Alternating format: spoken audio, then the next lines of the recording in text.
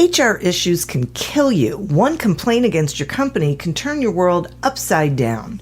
And you spend way too much time dealing with HR when you should be spending your time on making a profit. You should talk to Bambi. With Bambi, get access to your own dedicated US-based HR manager starting at just $99 per month. They get to know you and your business while providing HR expertise and the personal touch you need and want. They're available by phone, email, and real-time chat, so onboarding and terminations run smoothly. Team members reach peak performance, and your business stays compliant with changing HR regulations.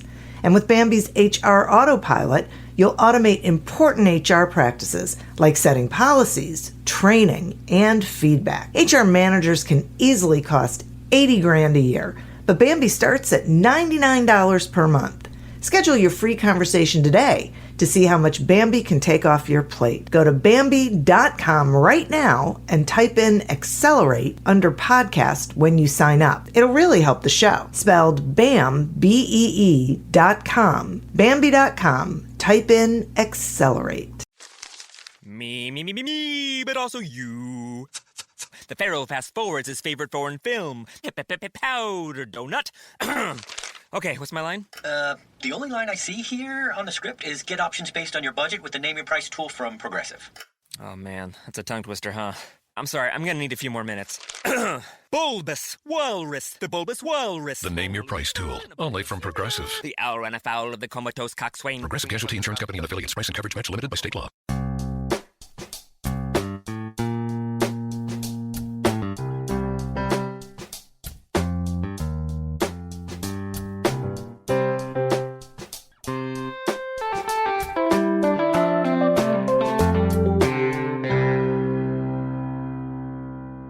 Welcome to Accelerate Your Business Growth with your host, Diane Helbig. Diane is a leading small business development and leadership coach, author, and speaker who is passionate about sharing valuable ideas, tips, and techniques with business professionals worldwide. Diane brings you the world's experts and gurus in all things business, whether it's sales, structure, social media, planning, or plateauing. Guests bring their expertise and energy to each episode. When growing your business is your focus, Accelerate Your Business Growth is the show to listen to. Got a topic or guest suggestion? Let Diane know. The goal is to make sure you have the information you need to move your business forward. Thanks for joining us. Settle in and enjoy. Hi, everybody. Thank you so much for joining me. Today's podcast is sponsored by Audible.com, and we are offering a free trial by going to audibletrial.com/businessgrowth. You can check out all of the audio content that is there, and believe me when I tell you, it's more than just audiobooks. Not that audiobooks aren't great, they are, but there is so much more for you to explore. Over the years, the Accelerate Your Business Growth podcast has continued to gain recognition as a great resource for small business owners, sales professionals, entrepreneurs, business leaders of all kinds. And that is really because of the guests. These are folks who have expertise in particular areas of business, and they join me to share that expertise with all of you. Today is no different. Today, my guest is Ken Wentworth. Ken, Mr. Biz Wentworth, is a strategic business partner who works with business owners to help them operate more profitably and more efficiently. In addition, he is a 6-time world record holder. During his corporate career, Mr. Biz developed a diverse skill set by working in many different roles: accountant, investment analyst, operations manager, planning and analysis director, and CFO for several different businesses while rising to the top 3% in a Fortune 15 company. He's also written 2 best-selling books, Pathway to Profits and How to Be a Cash Flow Pro. Ken regularly speaks to professional organizations, hosts the Mr. Biz radio program, and founded Mr. Biz Solutions, an exclusive platform created specifically to provide affordable business expertise for small business owners. He's often quoted and appears as an expert on small business topics in a variety of written and online publications, as well as radio shows, including Forbes, JP Morgan Chase, American Express, Fast Company, NBC, ABC, Fox, Business News Daily, and more. Thanks so much for joining me today, Ken. Yeah, absolutely. Thanks for having me, Diane. I'm looking forward to it. I am as well. And I was wondering if we could start with, I'm very curious about the 3 pillars of financial success. Can you explain? Yeah, so when I start working with a company, this is the very first place we start. So what I've found in my experience over the years and my 20 plus years, let's just call it that for now. Okay. No need to be specific. Right. But what I've found is all businesses, again, from Fortune 15 companies all the way down to startups, these 3 particular things are the absolute foundation, the pillars, if you will, of success, at least financially as well as for the rest of the business as well. And those pillars are, number 1, cash flow. Clearly, if you don't have cash, you don't have business. So very, very, very important there. And then the second one is, some people are going to cringe when I say this, Diane. It's the B word. No, not that B word. It's budget. And I think budget, the word budget, and the reason people cringe so much, I'll tell you, Mrs. Biz cringes at the word budget, right? So I think it's important to distinguish that a budget is not necessarily just, I think a lot of people think of it like they think of when they hear the word diet, right? Oh, yeah. I'm going on a diet. I'm going to drink water and eat lettuce, right? And it's not necessarily the case. You can have a diet where you're trying to gain weight. I know not many of us are doing that, but I know back in my competitive athletic career, there were times when I was trying to put on weight, move up a weight class, et cetera. And so I was on a diet that actually was trying to gain weight. The same thing can be done, set for a budget. You could be in a growth mode to where it's not just pinching pennies and everything like that. You're reinvesting in the business, spending money. But a budget is just an absolute game changer. It's so important, Diane, for me, that when I talk to a prospective client, if they refuse to create a budget, then that's a deal breaker for me, because I know how powerful it is. And most businesses don't even have them. And what I found is most don't have them because they don't even know where to start. Like, they know what a budget is, but they don't know where to even start to try to build something that's realistic that they can try to stick to. So anyway, that's the second pillar. Very, very, very important. And then the third one is pricing. And I know that sounds really obvious, and I don't mean pricing in that, oh, geez, I'll start working with you and let's just increase your prices by 10%. That's not what I mean at all. What I mean is, what I've, again, oftentimes found, again, businesses of all shapes and sizes, of all ages, different parts of their life cycle, have what I call the silent business killer. And that is, they have or many products or services that they provide that are actually unprofitable. And I call it the silent business killer because most people don't realize they have it. So of course, when I mention that to someone, they say, well, Ken, why would I have a product or service that I'm losing money on? Why would I do that? Well, you wouldn't purposely do it. But what I found is that oftentimes most businesses have at least one of those products or services. And unfortunately, a lot of times those are the products or services that are high volume, which is why a lot of companies end up coming to me, because they're saying, gosh, our sales are up, but we're having trouble making payroll every 2 weeks, for example. And so why is that? What the heck is going on here? That kind of thing. So those are the 3. So again, cash flow, budgeting, and pricing, absolutely critical. Pricing, look, is one of those things where, and I have a new client that we're going through this with, and his mind has just been blown in that, if you think about it, if you eliminate that one silent business killer product or service you have, you could actually do less in sales, but make more money, right? So less work, and you actually make more money. And that's without raising your prices. So it's super powerful. I'll tell you what, I so love that you were talking about that, because I think so many people focus on revenue generation and they don't think about profit generation. And I totally see how it is a silent business killer. Yeah, and again, unfortunately, I've seen it too often. I mean, that's why I've come up with these little terms and why I've added pricing to those three pillars, because, gosh, it just I had a client that before I started working with him, he's in the service industry, service based business, and they had a commercial project that they bid on, and he bid very aggressively on the commercial project, and at the time he was doing about $1 million a year in revenue. And this was a $220,000 project. So as you can imagine, he was quite excited to try to land this. Well, unfortunately, what happened was he bid way too aggressively. And so at the end of the year, so he bids on this, he gets the contract, does the work. In the interim, I start working with him. We get to the end of the year, and I had to explain to him, and again, I know it sounds completely counterintuitive, but it's a great example of this, an illustration. I had to explain to him, so that job ended up costing him about $260,000.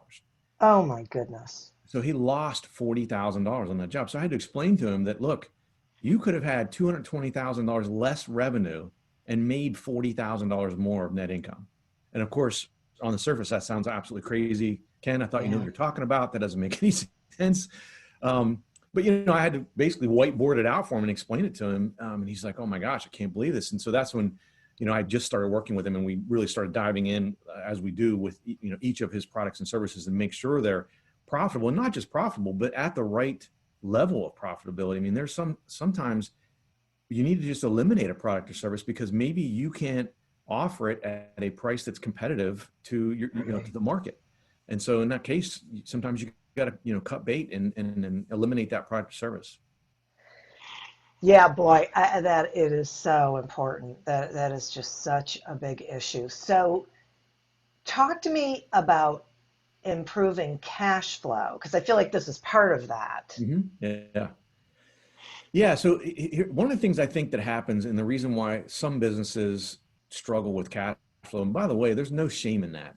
I think a lot of people, it's almost like they look at it almost like a scarlet letter, like they don't want to admit if they're having some cash flow challenges. And I'll tell you, again, I've seen it with businesses of all shapes and sizes and ages. Cash flow can creep up on you. Look, this is crazy to say, but Amazon, yes, that Amazon, about 10 or 12 years ago, they ran into some cash flow issues. Now, who would ever think that, right? Right. For a variety of different reasons, but the point being that can happen to anyone. And I think one of the reasons I've seen is that people don't quite understand what cash flow is. And so they look at it as being synonymous with profits or net income, for example. And so they don't understand if their P&L, their profit and loss statement, shows that they're making money, but they're having trouble paying their bills. Something doesn't jive there, right? They don't understand it. And the way I sort of break it down for folks is to say, think of cash flow in this way. Think of when money comes into and goes out of your checking account. That's cash flow right there. At its most basic form, it's not just so for example, not to get too deep into any accounting weeds, but the reason you could be showing a profit on your P&L is that perhaps you're working on you have an accrual based P&L. And so when you make that sale for $50,000, it goes into your revenue. It shows as $50,000. Well, you haven't collected it yet. You've sent out an invoice that's net 30, but you haven't collected the money yet. So in that case, your profit and loss statement showing that, hey, I've got $50,000, when actually your checking account has zero. You haven't received that money yet. And so that's where I think you really have to think of it as it's just the timing of when money comes into and goes out of your checking account. I think that's the basis of how to think about cash flow. I think once people really firmly grasp that, then it starts that light bulb above their head at least starts to flicker a little bit, if not go on fully. Because then they say, oh, now I understand.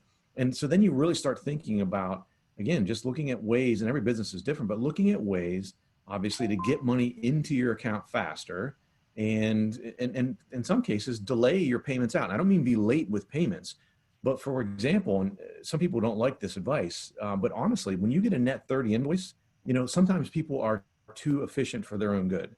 Mm-hmm. So they get a net 30 invoice and they pay it the day they get it. And in my opinion, unless there's a discount offered, why would you pay that soon? If it's a net 30, wait until day 28 or 29 and pay it. You're still paying within the due date. You're not hosing anyone over as far as that goes. And but you've gained, instead of paying it on day 2, if you paid on day 28, let's say, you've gained almost 4 weeks of having that money. And in between there, you've probably had 1 or 2 payrolls, for example. So that could help you. That's just one example, but that's something, the way to think about it is that it could help you do that.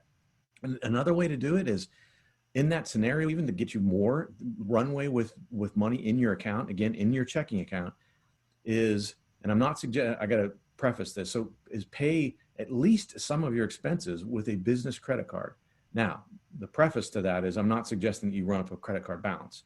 You pay the balance every month. So you have to be disciplined with it. You can't just run up a bunch of money and then at the end of the month you can't pay it and you have interest charges. I'm not saying that at all. That's not good fiscal management.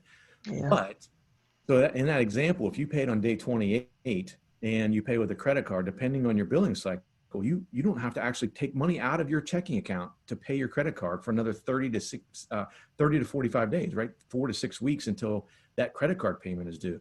Now you've just held on to your cash for another, let's just say, month. Now you're looking at about 60 days from when you first bought. Let's say the purchase you made was raw materials for the widgets you make. You've held on to that. You've had those raw materials for 60 days. I mean, think about it, Diane. You may have purchased the raw materials, created your product, and sold it and have money in your account way before the 60 days before you even have to pay for the raw materials.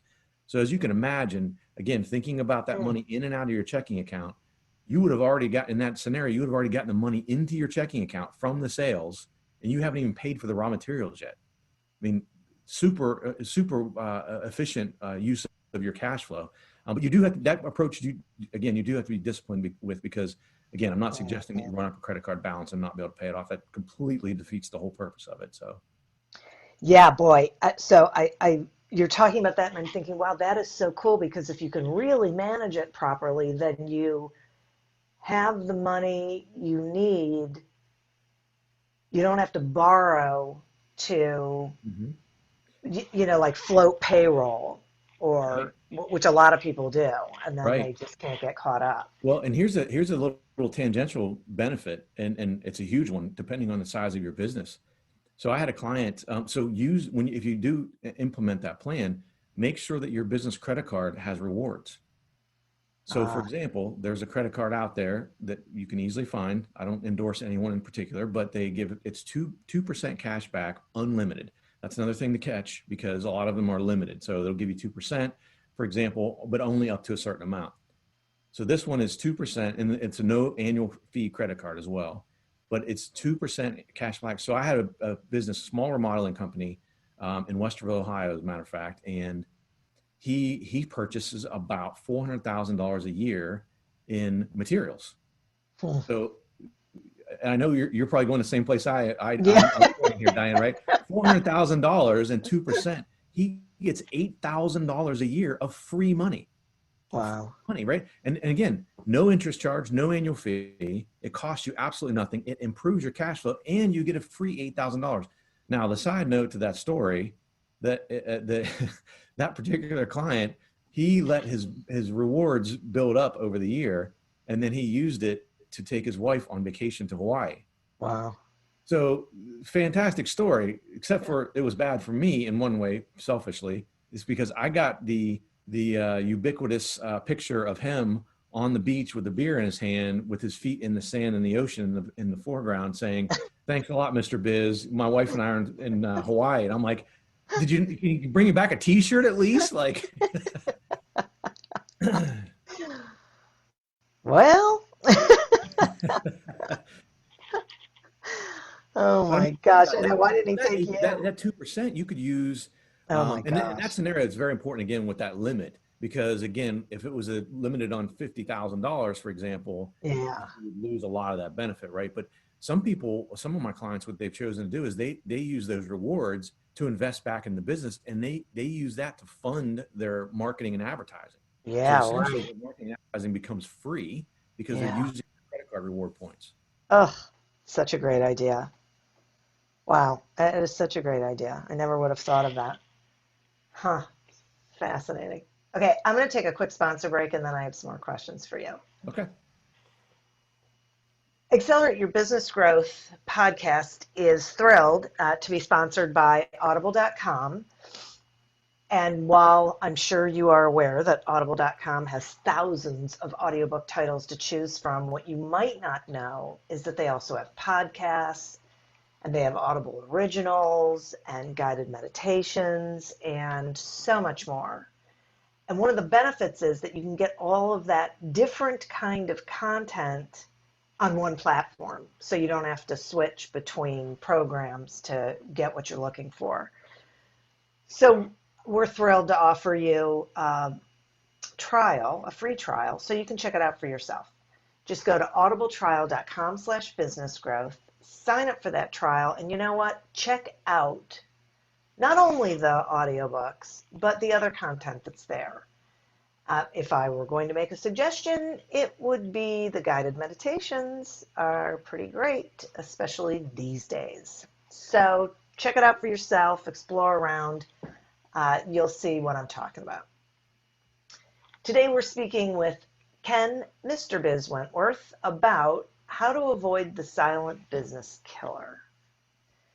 You mentioned before we went on break that some companies take the rewards that they get from their credit cards and use them and use that money on marketing and advertising. And I'm asked this question a lot, and so I'm so curious to see what your thoughts are around the question of how much should a company really be spending on marketing and advertising? I absolutely love that you asked me that question. I get the question often as well. And I think like when I start, when I'm talking with business owners, honestly, most business owners that I've come in contact with, they just have a dollar amount. They say, oh, well, I'll spend X thousand dollars a month or X thousand dollars a year annually. Personally, I think that's a mistake. And here's why. I think that you should base your marketing spend on your revenue. That way, as your revenue base grows, so should your marketing spend. So as to continue to fund your future growth in your business. So when you're $1 million company compared to when you're a $5 million company, in my opinion, you should be spending maybe 5 times as much on marketing in that scenario. And what I generally tell people is you should spend anywhere between 2 and 8% of your gross revenue on marketing and advertising. You can go up to 15%, and that 9 to 15% range, but typically just in the short term. For example, if you're opening a new location, or if you have a new product launch or something like that, or maybe one of your competitors has gone out of business and you're trying to, pick up some additional market share. So you can go into that 9 to 15% range in the short term, but anywhere from 2 to 8%. And honestly, most of the businesses I work with are in the 4 to 5%, kind of in the middle of that range. But I also tell folks, especially considering where we're at right now with the pandemic and a lot of businesses are struggling right now, is whatever you do, try not to go below 2%. And I know sometimes, especially when you're trying to cut back on expenses, et cetera, it's easy to say, you know what, I'm just going to cut on my marketing. But the problem with that occurs when, if you think about it, if your marketing is effective, it is leading to additional business for you. And the last thing you want to do, so if you're in a situation where you have to cut expenses, it's probably because your revenue's down.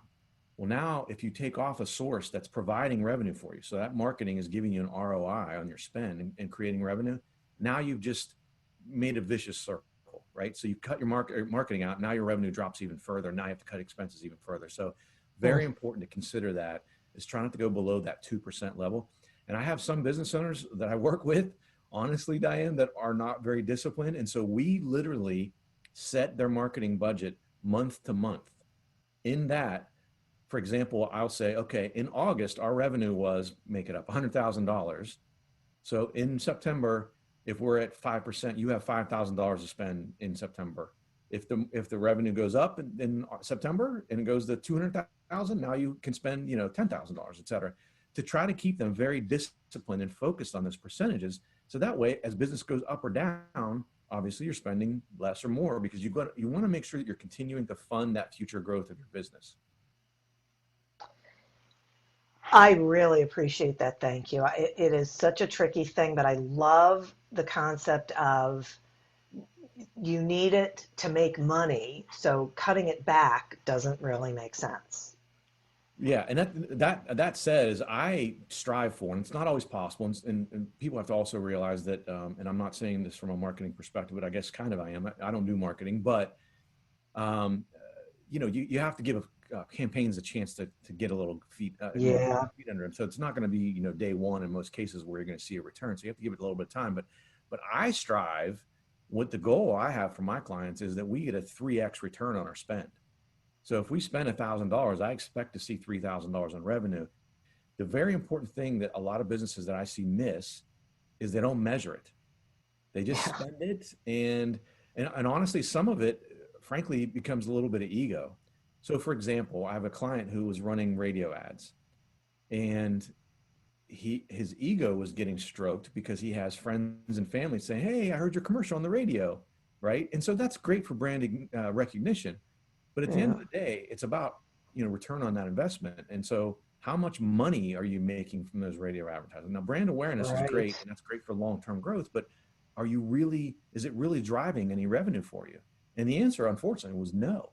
So we didn't eliminate it because it was good for brand awareness. We saw that we were gaining some ground for that. So long-term, it's great, but we cut back on it, and we took the money we reduced from that side and put it towards something else that was returning, that we had a tangible return on our investment that we could see in the revenue side. Diane, I had a business owner, and this was only, I guess this was probably about 3 years ago. I started working with him, and I was tearing apart everything he was spending his marketing on. And I'm not kidding you, even 3 years ago, he was spending almost $4,000 a year on yellow page ads. Oh my goodness. And I said, and you know why? He had been in business for, at that point, 26 years. He had gotten a Yellow Pages ad 15 years earlier and had been paying almost $4,000 a year for 15 years. Wow. Maybe 15 years earlier, he was getting a return on that. Maybe people were Yeah, using Yellow right. Pages more 15 years ago, but I mean, who uses a Yellow Pages anymore? I mean, my Right. grandma doesn't use the Yellow Pages. Okay, I Yeah. mean, it's just a completely outdated, method. But it's one of those things that he had been in business so long, and it's just set it and forget it, and it just renewed every year. And so again, we quickly eliminated that expense and took that and put it towards, another avenue, a marketing avenue that was working for him. And then again, all of a sudden you Right. see this explosive growth because we eliminated that dead money that was getting us nothing and put it towards something that we were getting a return on. And all of a sudden revenue shoots up, right? So something very important to keep in mind is you have to measure those things. So often when I talk to business, almost all the time, frankly, when I start working with them, they can't tell me what return they get on each piece of Yeah. marketing they're doing. And that's a huge mistake. I mean, it's potentially, in a lot of cases, you're just throwing money out the door. You may have fallen for some great sales pitch from someone that sold you whatever that marketing piece is. And in that example, you just set it and forget it. So you just, hit your credit card every month, or you write that, check for the invoice every month and don't even think about the return you're getting. Right. Ugh. And is there some I mean, I find a lot of business owners are really challenged with being able to measure their marketing because um, they're not really given measurables by the marketing company. Like the marketing company will say, well, that's hard to do. It's hard to Mhm. quantify. Yeah, and sometimes they are, and I'll tell you, there's a few workarounds around that, and one of the things that I've done with a few different clients is we will a couple different things. Number one, you can have a dedicated phone line. So if you're investing a good chunk of money, and again, good chunk defines as right, depends on the size of the business, but let's say, for example, the radio advertising that I mentioned earlier. Let's say you're putting $5,000 a month into radio advertising. Maybe you have on those radio advertisements, you only use a certain number, and that's the Yeah. only place you give out that number. So anyone that calls in that line came to you from the radio. So you can measure that very, very easily in that case. The other way to do it, and much less expensive, frankly, is to have a dedicated website. And you don't have to have a full website. What you can do is you can buy a domain name very inexpensively, right? Most cases, less than $20 for a year. You Yeah. can buy a dedicated domain name and then give that domain name during whatever that piece of marketing or advertising is. and then do a redirect from that domain. So you don't have to establish a website there, but your website people can do this very easily. I do it all the time. You can do a redirect from that to your regular website, but you'll be able to measure the traffic that's coming from that particular domain name. So again, if you have any type of advertising, it could be radio, could be TV, whatever it might be, all those different avenues, if you use that particular domain name, that website, and only that piece of marketing, you're going to know how much is coming from that. So those are two ways that we've gotten around that. That's things that are sort of difficult to, to quantify in a lot of cases, but those are two ways to do it relatively inexpensively, and it's very accurate. Yeah, I like those a lot. That's great. Now, okay, so staying on the subject of measurement, what would you say are the most important financial margins to measure? That's a great question because, and I get that question a lot too. Once I start working with an owner and they start to, some of my numbers nerd mentality starts to rub off on them, is that what I find a lot of business owners do is they focus on, if they're in tune with their financials at all, they focus a lot on their gross margin, and they just call it margin. Well, my margins are X, or my margins are Y.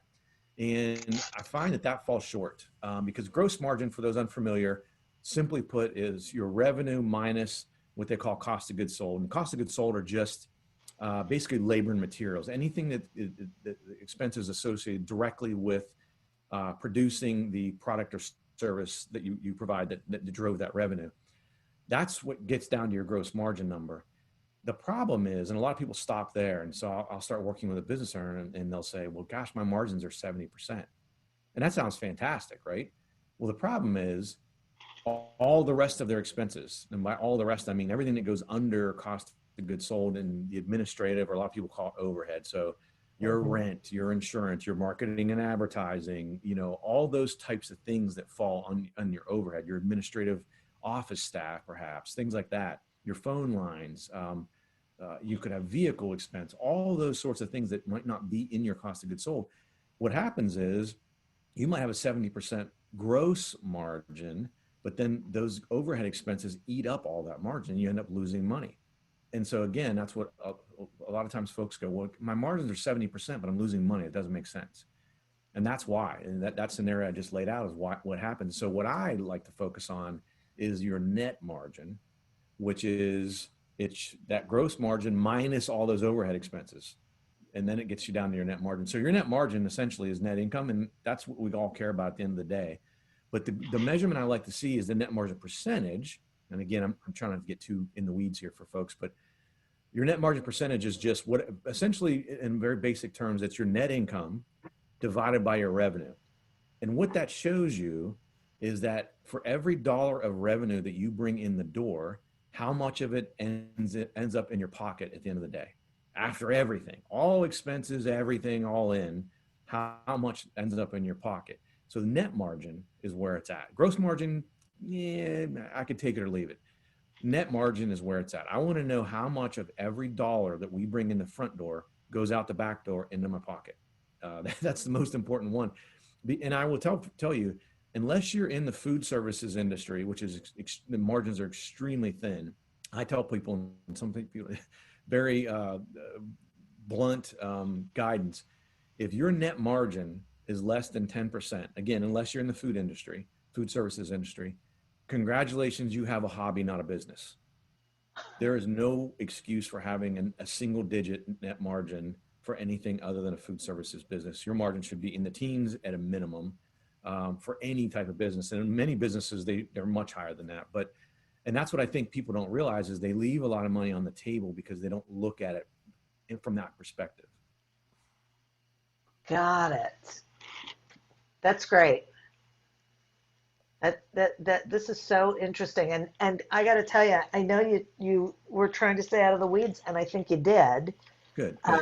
Which I also think is so important for people because they start thinking about this stuff and they get that glazed look on their face, right, and then they don't even try to absorb any of it. But this was a really, I think, easy way of understanding this stuff Good. and Good, why yeah. it matters. Yeah, and it's taken me some time to sort of craft how I explain things sometimes because, just like anyone else, my wife is a nurse, right? And so she starts to explain medical things to me and I get the glazed over look because I don't, that's not my world. I don't understand it, right? Right. For her, it's just like, she does it every day. So it's very elementary to her. So I've learned that, and frankly, from the nonverbals, as you mentioned, Diane, so you're talking with a business owner and I start to explain this and I get too technical and I see that they're getting excited. Then I see I just lost them. Like everything's going over their head. They don't understand anything I'm talking about. And they get frustrated. So it's important for me. I don't want them to think that I'm speaking to them in a condescending way or anything, but I also want to make sure I'm sort of breaking it down to make it easy depending on their level, their level of knowledge and their familiarity with your P&L, et cetera. Exactly. Right. Yeah. It's really important because they really do need to understand it. They have to be able to embrace these concepts. So yeah, it is great. And I so appreciate you joining me for this conversation to share all of this with the listeners. Will you tell them like how they can find you, when you're Mr. Biz Radio and everything else, please? Yeah, so you can go out, but first of all, social media, we share things on social media 5 days a week across between Facebook. You can find Mr. Biz Solutions or my Mr. Biz page. You can find MrBizSolutions.com is our primary website. Instagram, LinkedIn, you can follow me there. We have a YouTube channel, Mr. Biz. We have, over 100 videos out there on a variety of topics. And what I tell people a lot of times is if you hear me and anything I say to you is helpful, I would strongly suggest go out and subscribe to our YouTube channel, and not just for me to get subscribers. Go out there and search, because you can search within the channel and say, gosh, I'm having trouble with marketing, right? And you can search and just find the marketing videos that we put out there and watch those. And most of the videos are 4 to 6 minutes long. So they're easily digestible. They're not long, drawn out, videos and things like that. Cash flow, you can search on cash flow and get all the cash flow videos out of that and watch them pretty quickly. So yeah, those are primarily the ways, but I would suggest, we put out a ton of free content, like I said, pretty much 5 days a week across all those different platforms: Twitter, Instagram, Facebook, LinkedIn, like I said, YouTube. We do regular videos there. So yeah, definitely go out there, follow me on social media, and hopefully get some really good content that's helpful for you. That's terrific. Thank you. I highly encourage people to take you up on that. I think that's a great idea. And listeners, thank you. You are who we are doing this for. And I want to thank our sponsor. Go pick up your free trial of audible.com at audibletrial.com/businessgrowth. Check out all that incredible content and see what you think. If you're like me, you're going to love the ease of use and how it sort of, in a strange way, frees up time, which I continue to find interesting. As always, continue to prosper and be curious. And until we meet again on another episode of Accelerate Your Business Growth, goodbye and good day. Me, but also you. The Pharaoh fast forwards his favorite foreign film, Powder Donut. Okay, what's my line? The only line I see here on the script is get options based on your budget with the name your price tool from Progressive. Oh man, that's a tongue twister, huh? I'm sorry, I'm gonna need a few more minutes.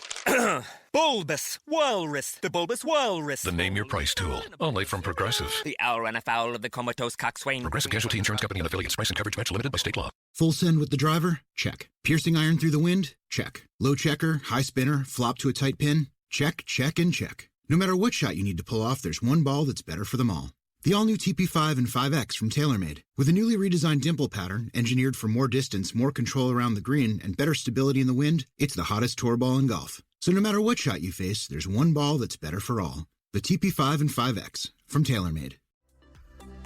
Imagine how fast we could solve the world's biggest problems if more SaaS startups would gain traction sooner. Welcome to the Tech Entrepreneur on a Mission podcast.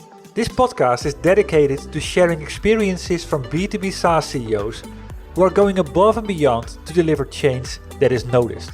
You will hear their secrets and learn what is required to build a SaaS business that the world starts talking about and keeps talking about, and how to overcome the roadblocks to do so.